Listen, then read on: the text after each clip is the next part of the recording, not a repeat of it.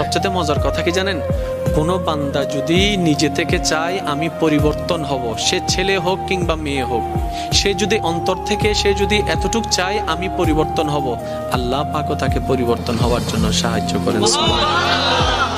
কত বেনামাজ এখন নামাজি হয়েছে জানেন? সুবহানাল্লাহ। কত নামাজ এখন তাহাজ্জুদ ওয়ালা হয়েছে, হাজার হাজার আছে।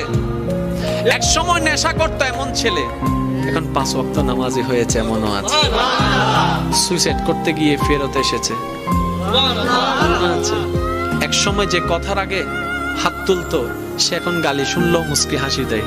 তো বন্ধুর একদিন তাকে জিজ্ঞেস করে, কিরে নেতা, তুই না কথা বলার আগে হাত তুলতি? তখন সে বলে, পাগল ছিলাম তখন তুলেছি, বুঝতে পেরেছি ওই জগতে কিছু নাই, আল্লাহর প্রেমের ধৈর্যের জগতে অনেক বড় নিয়ামত আছে। এত বড় বড় সফল ব্যক্তি যদি ছোটবেলায় লাথি খাইতে পারে, আপনি পারবেন না কেন? আর সবার কথা বাদ দেন, ও নবী, আপনি শুধু একবার বলতেন জিবরাইল উল্টাই দিত, আপনি বললেন না কেন?